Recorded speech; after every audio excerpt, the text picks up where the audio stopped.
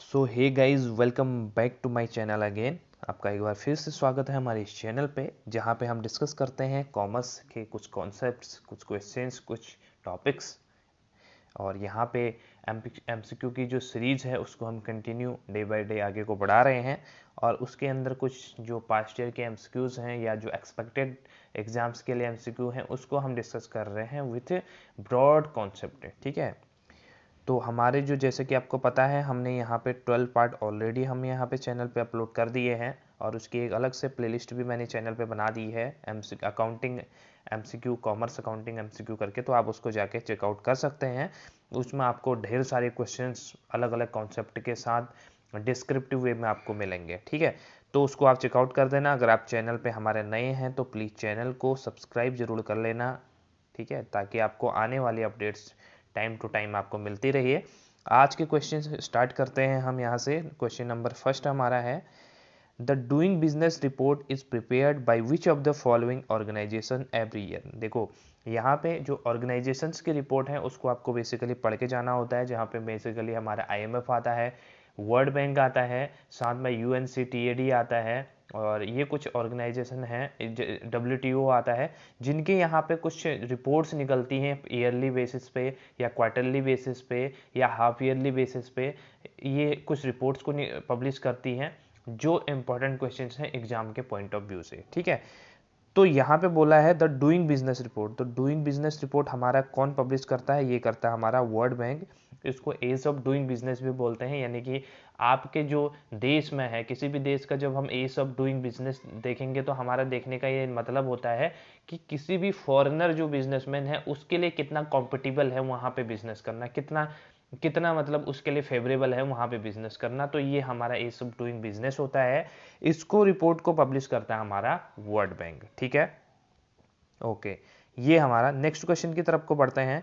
Accounting for intangible assets, हमारे intangible assets के लिए कौन सा अकाउंटिंग स्टैंडर्ड लागू होता है? तो हमारा होता है अकाउंटिंग स्टैंडर्ड 26। ठीक है, 26 अकाउंटिंग स्टैंडर्ड हमारा इंटेंजिबल एसेट्स के लिए होता है। अलग अलग स्टैंडर्ड्स जो हैं अकाउंटिंग के, वो हमने प्रीवियस वीडियोस में भी डिस्कस किए हैं। जो मेन हैं आपके, अकाउंटिंग स्टैंडर्ड 3 है, कैश फ्लो से रिलेटेड है, 6 है आपका डेप्रिसिएशन रिलेटेड है, इसके अलावा आपका अकाउंटिंग स्टैंडर्ड 14 है जो आपका अमलगमेशन से रिलेटेड होता है, और इसके अलावा 19 आपका लीजिंग से रिलेटेड होता है। और जो आपका है अलग अलग हैं अकाउंटिंग जो आपके स्टैंडर्ड हैं, ये आपके कुछ इंपॉर्टेंट स्टैंडर्ड हैं जो एग्जाम के पॉइंट ऑफ व्यू से इंपॉर्टेंट है। वैसे तो आपको सभी पढ़ने हैं, लेकिन जो मेनली फोकस रहता है वो इन्हीं पे रहता है, क्योंकि जो फ्रिक्वेंटली आस्क्ड क्वेश्चन है वो इन्हीं पे पूछे गए हैं। ठीक है, तो हमारा ये आता है इंटेंजिबल एसेट्स के लिए option number D, which is accounting standard 26। Okay, next question है, the accounting standard 28 is related to. हमारा जो अकाउंटिंग स्टैंडर्ड 28 है वो किससे रिलेटेड है, यहाँ पे आपसे ये पूछा गया है। तो पहला ऑप्शन हमारे पास क्या है? हमारे पास पहला ऑप्शन है accounting for taxes on income. ठीक है, सेकंड ऑप्शन है financial reporting of interest in joint venture. Third है इम्पेयरमेंट ऑफ एसेट्स। और last one is provisions, contingent liabilities and contingent asset से रिलेटेड। तो जो हमारा अकाउंटिंग स्टैंडर्ड 26 था वो तो हमने ऊपर डिस्कस कर लिया था, किससे? अकाउंटिंग फॉर जो हमारा इंटेंजिबल एसेट्स है उससे रिलेटेड 26 था। लेकिन जो 28 है हमारा अकाउंटिंग स्टैंडर्ड, वो है आपका इम्पेयरमेंट ऑफ एसेट से रिलेटेड। ठीक है, नेक्स्ट क्वेश्चन को देखते हैं। Question number 4, recording of capital contributed by the owner as liability insures the adherence of principle of. इसको हम पहले भी अदर वे में हम यहाँ पे डिस्कस कर चुके हैं कि जो हमारा कभी भी हम जो बिजनेस करते हैं, कोई भी बिजनेसमैन जो बिजनेस करता है उसमें दो चीज़ें होती हैं, एक तो वो ऑनरशिप होती है, एक खुद ऑनर होता है। ठीक है, दूसरा वो जो कैपिटल उस पर इन्वेस्ट करता है। तो हम मान के चलते हैं कि ये हमारा जो हमारा ऑनर है वो जो कैपिटल को बिजनेस में लगाएगा, तो वो कैपिटल बिजनेस के लिए वो कैपिटल एक लाइबिलिटी बन जाती है, क्योंकि उस कैपिटल को आपको आगे पे आउट करना होता है टू दी ऑनर। तो इसलिए हम ये मान के चलते हैं कि कैपिटल और जो हमारा ऑनर है वो दोनों अलग अलग एंटिटी हैं। तो इसको अकाउंटिंग स्टैंडर्ड जो हमारा टर्म है, जो हमारे प्रिंसिपल हैं, उसमें क्या कहा गया है, तो उसका ऑप्शन नंबर सी है अपने पास, सेपरेट एंटिटी। सेपरेट एंटिटी के अंदर इसी चीज़ को डिस्क्लोज किया गया है कि हमका जो ऑनर है और जो कैपिटल है, ऑनर के द्वारा लगाई गई कैपिटल, उन दोनों को अलग अलग ट्रीट किया जाना चाहिए। कंसिस्टेंसी जो आपका चलता रहता है, ठीक है, गोइंग कंसर्न जिसको बोलते हैं, तो उसको कंसिस्टेंसी बोल दिया जाता है। गोइंग कंसर्न भी आपका उसी से रिलेटेड होता है कि आपकी जो कंपनी है, जो आपका बिजनेस है, वो कभी बंद नहीं होने वाला है, उसका एक परपेचुअल सक्सेशन है, वो चलते रहेगा। और मटेरियलिटी कॉन्सेप्ट ये बोलता है कि जो आपके बिजनेस से रिलेटेड आइटम्स हैं, बिजनेस से रिलेटेड हैं, जो मैटर हैं बिजनेस में, मटेरियलिटी रखते हैं बिजनेस से रिलेटेड, तो उन्हीं चीज़ों को हम रिकॉर्ड करेंगे। अगर दुनिया भर की चीज़ों को हम अपने बिजनेस में रिकॉर्ड करेंगे तो जो हमारा मेन ट्रांजेक्शन्स हैं वो छूट जाएंगे, इसलिए हम उन्हीं ट्रांजेक्शन्स को अपने बुक्स ऑफ अकाउंट्स में मेंटेन करेंगे जो हमारे बिजनेस से रिलेटेड होंगे, जिनका मैटर रहेगा अपने बिजनेस के साथ, ठीक है। तो इसका सही आंसर होता है separate entity concept, option number C. Next question है, bad loans in banking terminology are generally known as. देखिए बैड लोन्स का क्या मतलब होता है, जैसे फॉर एग्जांपल हम इसको ऐसे समझ सकते हैं, जैसे हम क्या करते हैं, हम शेयर इश्यू करते हैं, शेयर्स को इश्यू करने के बाद हम क्या करते हैं, शेयर इश्यू करने के बाद हम उनसे कॉल्ड अप कैपिटल बोलते हैं कि हमें इतने पे इतना पैसा चाहिए। जैसे हमने 10 रुपये का शेयर इश्यू किया, ठीक है, ये हमने 10 रुपये का शेयर इश्यू किया, उसके बाद हम क्या बोलते हैं कि उस 10 रुपये को हमें कैसे कैसे मंगाना है जो शेयर होल्डर है उनसे।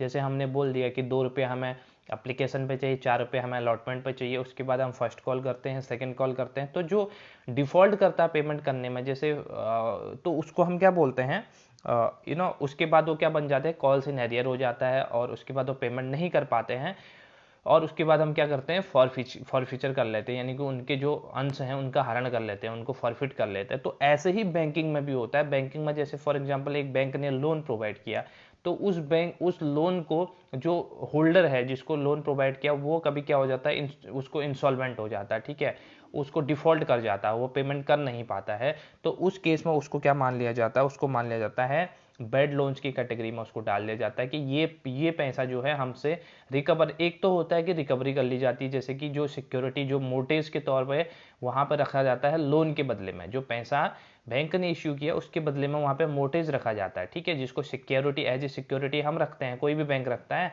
तो उसके बाद अगर वो बैंक वाला उस पैसे की रिकवरी नहीं कर पाता है इन कैश, ठीक है, तो उस जो मोर्टेज रखा गया है चीज, उसको वो नीलाम कर देते हैं, ठीक है, जिसको कुड़की बोलते हैं बेसिकली। तो उससे जितना पैसा रिकवर हो गया तो वो रिकवर हो जाता है, लेकिन जितना पैसा रह गया रिकवरी से, फॉर एग्जांपल मैं आपको बताऊं, 5 लाख का बाई चांस किसी को लोन दिया, ठीक है, एक था कोई, ए को मैंने 5 लाख रुपए का लोन दिया, लेकिन वो डिफॉल्ट कर गया, उसके पास पेमेंट करने के लिए पैसा नहीं है, उसने कहा कि मैं पेमेंट नहीं कर सकता, तो मैंने उसके जो सिक्योरिटीज रखी थी, उसने मोर्टेज के तौर पे, तो मैंने 4 लाख रुपया उससे रिकवर कर लिया। उसके सिक्योर वो जो लैंड हो सकती है या बिल्डिंग हो सकती है, कुछ भी सिक्योरिटी जो उसने रखी, उससे बेच के मैंने 4 लाख रुपए तो रिकवर कर लिया। लेकिन 1 लाख रुपया जो रिकवर नहीं हो पाया, तो उससे उससे हम बोलते हैं बैड लोन, वो बैड लोन की कैटेगरी में चला जाता है, वो रिकवर नहीं होने वाला। तो बैंकिंग टर्मिनोलॉजी में इसको क्या बोलते हैं, एनपीए बोलते हैं, ठीक है, नॉन परफॉर्मिंग एसेट, ठीक है। इसके ऊपर मैंने पूरी एक डिटेल में वीडियो बनाई हुई है अपने चैनल पे, आप जाकर सर्च कर सकते हैं NPA by NB commerce hub, ठीक है, तो आपके सामने या चैनल पे डायरेक्टली जाके अभी आप चेकआउट कर सकते हैं, ये आपको मिल जाएगी, उस पर फाइनेंशियल मैनेजमेंट के जो अलग से प्लेलिस्ट है उस पर मिल जाएगी, तो उसको आप देख सकते हैं किस तरह से एनपीए होता है। 90 डेज टाइम पीरियड का एनपीए पीरियड होता है, ठीक है, उसके बाद उसको एनपीए घोषित कर दिया जाता है। एनपीए जब डिक्लेयर कर दिया जाता है उसके बाद भी इसमें 3 कैटेगरीज बनती हैं, ठीक, जिसको सब स्टैंडर्ड बोलते हैं।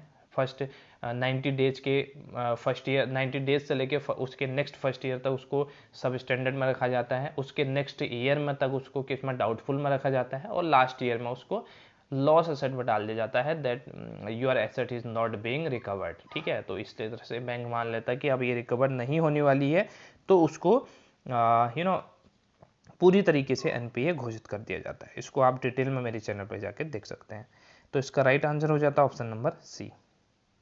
Next question, an association of cement manufacture in an is an example of. देखो क्या बोल रहा है यहाँ पे, जो सीमेंट मैन्युफैक्चरर्स हैं, एक सीमेंट मैन्युफैक्चरर्स ए है, एक सीमेंट मैन्युफैक्चरर बी है, इन दोनों ने बीच में एसोसिएशन कर लिया, यानी कि एक तरह से वेंचर कर लिया, दोनों मिक्स हो गए, दोनों एक दूसरे के कोऑर्डिनेशन से काम करने लगे, ठीक है। तो इसको क्या बोलेंगे, कॉम्बिनेशन एक तरह से हम बोलते हैं इसको। किस तरह का कॉम्बिनेशन है, डायगोनल कॉम्बिनेशन है, वर्टिकल कॉम्बिनेशन है, हॉरिजॉन्टल है या लेटरल कॉम्बिनेशन है। तो सबसे पहले समझते हैं ये चारों होते क्या है। देखो, डायगोनल कॉम्बिनेशन वहाँ पे होता है जहाँ पे एक हमारी होती है पेरेंट, दूसरी होती है सब्सिडरी, ठीक है। सब्सिडरी और पेरेंट के बीच में जो कॉम्बिनेशन बनता है उसको हम डायगोनल कहते हैं। यहाँ पे सब्सिडरीज का होना बहुत जरूरी है, तभी इसको डायगोनल कॉम्बिनेशन यहाँ पे बोला जाएगा। दूसरा होता है वर्टिकल कॉम्बिनेशन। वर्टिकल कॉम्बिनेशन वो कॉम्बिनेशन होता है जिसमें दो अनरिलेटेड बिजनेस मिलके काम करते हैं। फॉर एग्जांपल, एक हमारा सीमेंट बिजनेस का है, सीमेंट इंडस्ट्री का है, दूसरा हमारा जो व्हीकल का है, ठीक है, कार वार का, इस तरह का जो है। ये दोनों मिलके जब ज्वाइंट वेंचर कर लेते हैं काम करना, तो उस कॉम्बिनेशन को बोलेंगे वर्टिकल कॉम्बिनेशन, क्योंकि कहीं से कहीं तक ये रिलेटेड नहीं है। These two industries are totally unrelated. Third हमारा है हॉरिजॉन्टल कॉम्बिनेशन। हॉरिजॉन्टल कॉम्बिनेशन हमेशा हमारा जो रहता है वो हमारा सेम इंडस्ट्रीज का रहता है। दो इंडस्ट्रीज है हमारे, एक बाई चांस बाइक को मैन्युफैक्चर कर रहे हैं, या दूसरा बाइक एंड कार को, और दूसरा कार को मैन्युफैक्चर कर रहे हैं, और दोनों यहाँ पे क्या हो जाते हैं, हमारे जॉइंट वेंचर कर लेते हैं। तो इस तरह से हम कहेंगे कि उनमें हॉरिजॉन्टल कॉम्बिनेशन है उनके अंदर। ये अलग अलग तरह से भी हो सकता है, ठीक है। जैसे आप कॉस्मेटिक्स के कुछ हैं प्रोडक्ट्स, जैसे गोदरेज के हो गए, और उसके अलावा आपके आयुर के प्रोडक्ट्स आते हैं, या इस तरह के जो भी आते हैं आपके, तो वो प्रोडक्ट्स बनाने वाली कंपनी है, जब दोनों वेंचर कर लेती हैं तो उस चीज़ को हम क्या कहेंगे, हॉरिजॉन्टल बोलेंगे। और लेटरल कॉम्बिनेशन वो कॉम्बिनेशन होता है जिसमें किसी जो हमारा दो ऐसे ऑर्गेनाइजेशन हमारे कॉम्बिनेशन करते हैं जो कहीं ना कहीं एक दूसरे से रिलेटेड होते हैं, या हम कह सकते हैं कि जिनका इनडायरेक्टली रिलेशन होता है। फॉर एग्जाम्पल से समझते हैं, हमने क्या किया, एक कार बनाने वाली कंपनी है, ठीक है, होंडा ले लो, कोई भी ले लो, तो उसका जो पार्ट्स बनाने वाली कंपनी है उसके साथ वो क्या करती है, कॉम्बिनेशन करती है। एक क्या बनाती है, एक तो बॉडी मैन्युफैक्चर करती है, इंजन मैन्युफैक्चर करती है, ठीक है। दूसरा क्या करता है, उसके कुछ पार्ट्स जैसे गियर पार्ट्स हो गए, या टायर्स हो गए, या इसके अलावा आपके अलग अलग जो सीट्स वीट्स सब कुछ हो गया, तो उस पार्ट्स का जो कार मैन्युफैक्चरर है उसके साथ जो कॉम्बिनेशन रहेगा वो लेटरल कॉम्बिनेशन रहेगा, क्योंकि कहीं ना कहीं एक स्टेज पर दोनों साथ मिलके एक प्रोसेस को पूरा करने का काम करेंगे, ठीक है। एक फर्स्ट स्टेप, सेकंड स्टेप, उसके बाद थर्ड स्टेप में जो प्रोडक्शन होगी, ओवरऑल गाड़ी की प्रोडक्शन हो जाएगी, तो उसको हम बोलते हैं लेटरल कॉम्बिनेशन। तो आप क्वेश्चन को समझ गए, सारे ऑप्शन समझ गए, तो आप बता सकते हैं कि इसमें जब बात हो रही है दो सीमेंट मैन्युफैक्चरर की, वो कैसा है, तो वो सीधा सीधा आपका आंसर हो जाता है हॉरिजॉन्टल, क्योंकि एक भी पहला भी सीमेंट वाला है, दूसरा भी सीमेंट मैन्युफैक्चरर है, दोनों के बीच में कैसा कॉम्बिनेशन है, हॉरिजॉन्टल। आप इसको ऐसे भी समझ सकते हैं। एच कैसे बनता है, मैं शॉर्ट ट्रिक बता दूँ आपको याद करने की। सेम को कैसे याद करेंगे, देखो दो लाइन हो गई सेम, बीच में डाल दो एच, दोनों को मिला दिया, तो ये हमारे क्या हो जाता है, हॉरिजॉन्टल कॉम्बिनेशन। बाकी आप समझ सकते हैं। सेवंथ क्वेश्चन है, the product range is widest in case of.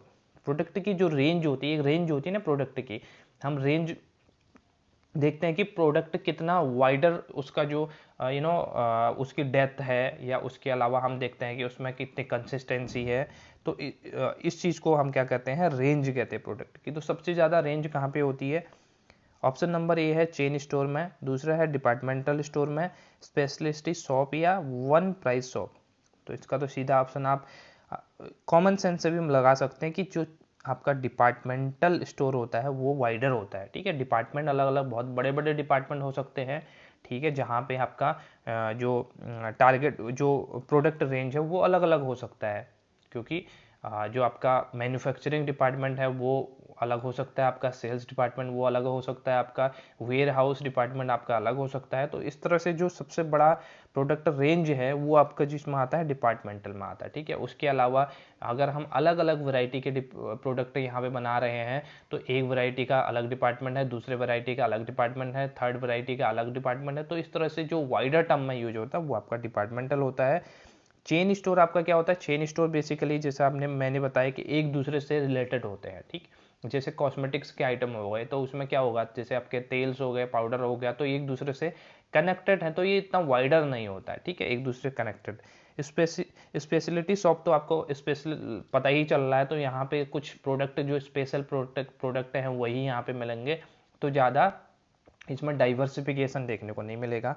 One price shop भी क्या कौन सी होती है, जैसे आपका एक चलता है 99 रुपीज़ का सारा प्रोडक्ट मिलता है, मतलब में कोई भी प्रोडक्ट उठाओ वो 99 रुपीज़ का। तो इस तरह के प्रोडक्ट में आप खुद ही यहाँ पे अंदाज़ा लगा सकते हैं कितने ऐसे प्रोडक्ट होंगे जो वन प्राइस पे सेल होंगे।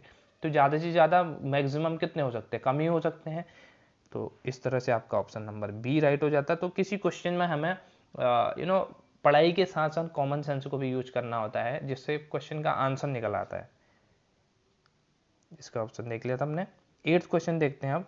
If public corporation is set up by, ये पब्लिक कॉर्पोरेशन, पब्लिक का मतलब यहाँ पे होता है गवर्नमेंट, ठीक है, गवर्नमेंट कॉर्पोरेशन कैसे यहाँ पे सेटअप किया जाता है, by a special act of parliament, by a special order of the government, under Indian companies act 1956, by none of the above. तो इसका सही आंसर है option number A, by a special act of parliament, ठीक है। तो उसको क्या बना देता है, स्टेचुटरी बॉडी बना दिया जाता है, जो हम कहते हैं ना दिस इज स्टेचुटरी बॉडी, तो वो हमारा होता है स्पेशल एक्ट जो पार्लियामेंट में पास किया जाता है, उसके बाद जो बॉडी इनकॉर्पोरेट होती है तो उसको हम बोलते हैं public corporation.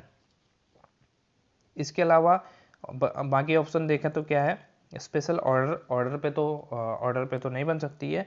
Under Indian companies act 1956 हो या 2013 हो, किसी भी एक्ट के अंदर हमारे जो पब्लिक है, प्राइवेट का कॉर्पोरेशन है, वो इनकॉर्पोरेट किए जाते हैं। पब्लिक कंपनी की यहाँ पे बात कर रहा है, तो option number A will be right, by special act of parliament. 9th question है, the minimum number of the members required for registration of the corporate society. जो हमारी कॉर्पोरेट सोसाइटी होती है उसके जो उसको इनकॉर्पोरेट करने के लिए मिनिमम कितने मेंबर्स की आवश्यकता होती है। कॉर्पोरेट सोसाइटीज़ आपकी क्या होती है, जैसे कॉर्पोरेट बैंक्स होती हैं, ठीक है, अलग अलग जो रूरल एरियाज़ में काम करते हैं उनको हम कॉर्पोरेट सोसाइटी एक्ट के अंदर का यहाँ पे बनी हुई होती हैं।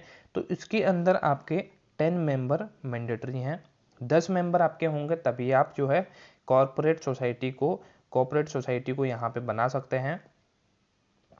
बाकी ऑप्शन गलत हैं, option number C is right, 10 members is mandatory required for registration a corporate society. Question number 10 है, a insurable interest must be in present at the time of insurance proposal and payment of claim इन।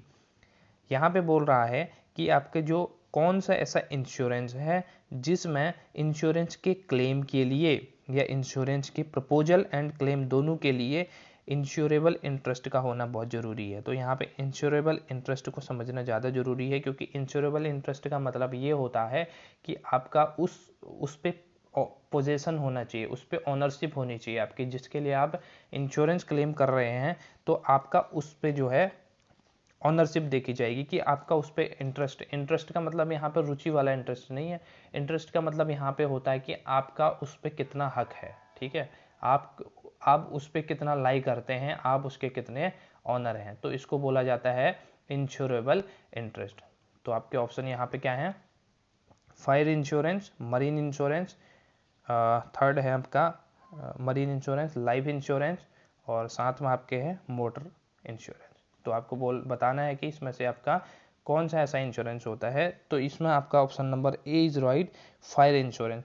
तो fire insurance में आपका insurable interest होना जरूरी है, तभी आपको उसका क्लेम मिल पाएगा, क्योंकि बहुत बार ऐसा होता है कि जहाँ पे आग लग जाए, फॉर एग्जाम्पल ये मैं आपको एग्जाम्पल से समझाता हूँ, ये एक ही शॉप है, ठीक, यहाँ पे आग लग गई, बहुत सारी आग लग गई, यहाँ पे आग ने पकड़ लिया, और आग जो है धधकते धधकते क्या चलेगी बगल वाले शॉप में। यहाँ पे बी का था, ए ने तो इंश्योरेंस लिया हुआ लेकिन बी ने इंश्योरेंस नहीं लिया हुआ था, तो ये क्या करती है, ये आग यहाँ पे तो ख़त्म करती ही है, साथ में थोड़ी थोड़ी हल्की हल्की बी के भी स्टोर में आग पकड़ लेती है।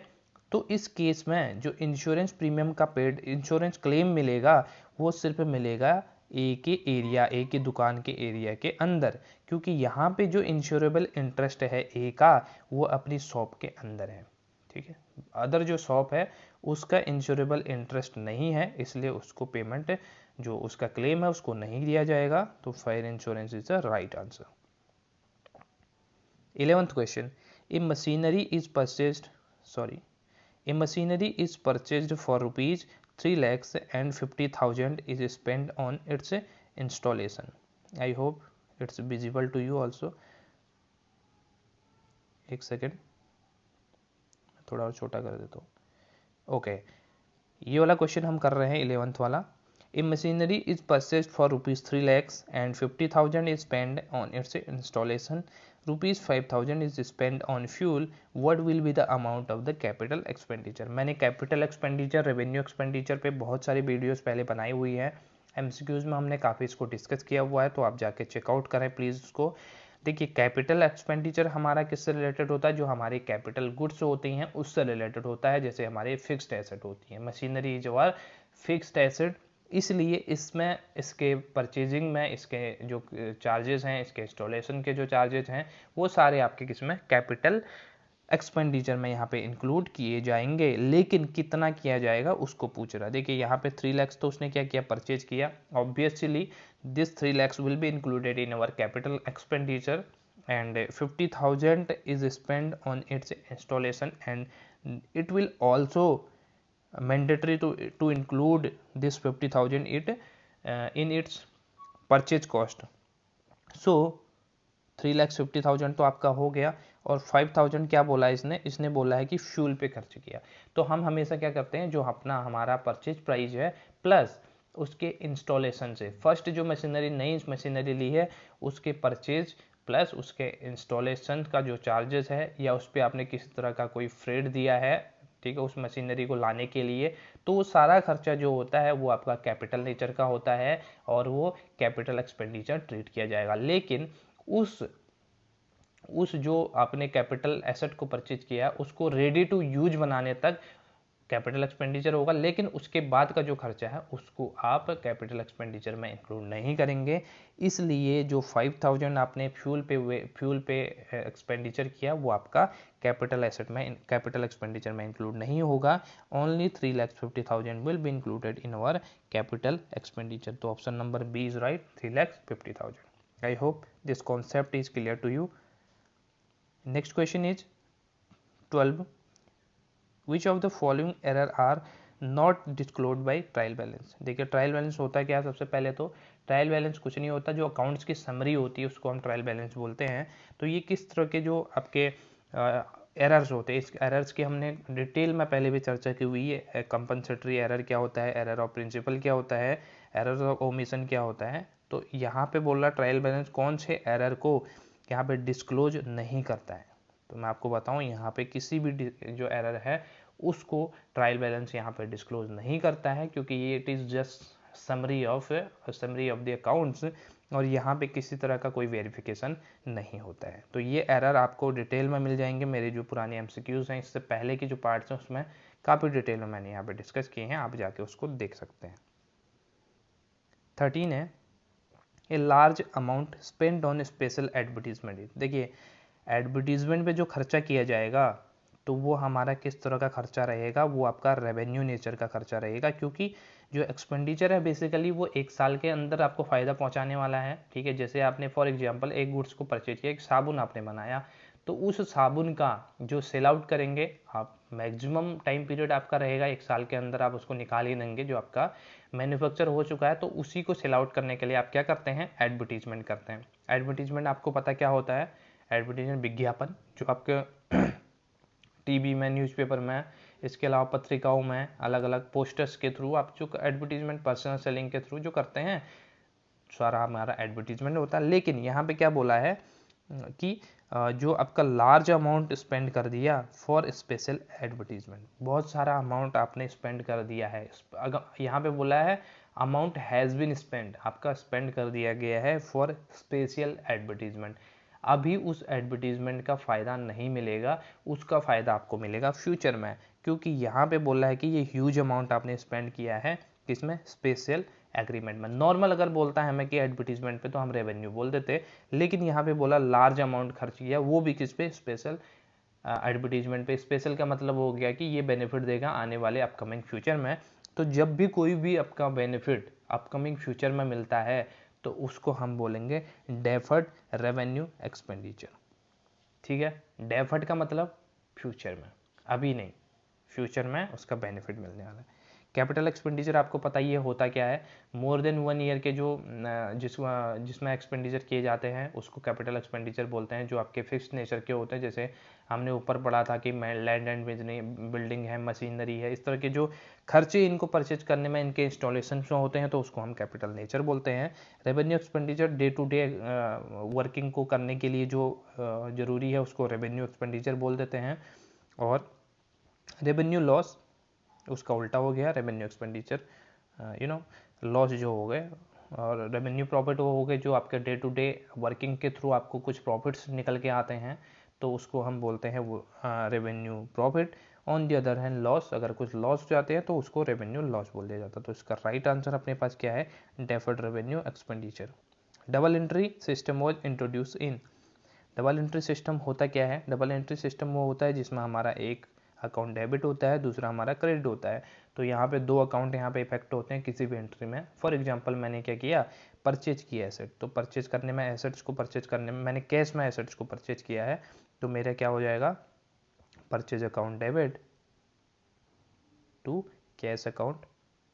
ठीक है, तो इसमें मेरे 2 अकाउंट हुए, एक परचेज अकाउंट मेरा डेबिट हुआ यानी कि बढ़ा, मैंने परचेज किया कुछ, और साथ ही कैश हमारा बाहर गया यानी कि हमने पेमेंट किया कैश का, तो कैश हमारे पास कम हुआ। जब एसेट कम होती है तो हम उसको क्रेडिट करते हैं, जब एसेट हमने बढ़ती है तो हम उसको डेबिट करते हैं, सीधा सा रूल। तो यही हमारा क्या होता है, डबल एंट्री सिस्टम होता है। ये कहाँ इंट्रोड्यूस किया गया था, इसको किया था इटली में, और किसने किया था, इसको किया था लूकस पैसियोली ने। ठीक है, लूकस पैसियोली द्वारा इसको इंट्रोड्यूस किया गया था, जो इटली के रहने वाले थे। Last but not least question is question number 15। Accounting to going concern concept, sorry, according to going concern concept a business entity is assumed to have. ये बोल रहा है कि जो हमारा गोइंग कंसर्न कॉन्सेप्ट है उसके अकॉर्डिंग हम क्या अज्यूम करके चलते हैं कि हमारा बिजनेस क्या होगा। तो पहला है a long life, a small life, a very short life, a definite life. सीधी सी बात है, इसको तो बहुत बार डिस्कस कर चुके हैं पहले भी हम, कि जो हमारा गोइंग कंसर्न है, as it name suggest going concern, तो हमारा लॉन्ग लाइफ बिजनेस है। ठीक है, ये खत्म नहीं होने वाला है, इसका परपेचुअल सक्सेशन चलने वाला है, तो इसको हम क्या बोलते हैं, लॉन्ग लाइफ। स्मॉल लाइफ तो हो नहीं सकता है, वेरी शॉर्ट तो बिल्कुल हो नहीं सकता है, और डेफिनेट भी नहीं हो सकता। डेफिनेट इन द सेंस कि अगर हम बोल दें 10 साल, 15 साल, 20 साल, तो ये हमारा गोइंग कंसर्न के अंदर नहीं आता है। Option number A is right, long life. यहाँ पे परपेचुअल सक्सेशन होता, वो भी हम राइट कर देते। ठीक है, तो ये थे गाइज हमारे आज के 15 जो इंपॉर्टेंट एमसीक्यूज थे। इसके अंदर मैंने कवर करने की कोशिश की है इंश्योरेंस का फील्ड, आपका अकाउंटिंग प्रिंसिपल्स के, और साथ ही आपके जो आपके कॉस्ट ऑफ गुड सोल्ड है या इस तरह के जो, और पब्लिक जो आपके थ्योरेटिकल पार्ट्स है उसको कवर करने की कोशिश की है। आई होप कि आपको ये समझ में आया होगा। अगर आप चैनल पे नए हैं तो चैनल को सब्सक्राइब कर लें, और एक लाइक तो कर ही दें वीडियो को अगर आपको पसंद आया तो। अगर नहीं आया तो डिसलाइक भी कर सकते हैं, ऑप्शन दिया हुआ है यूट्यूब ने। So guys, thank you so much, फिर मिलते हैं नई वीडियो के साथ। तब तक keep watching, keep supporting, bye bye, take care.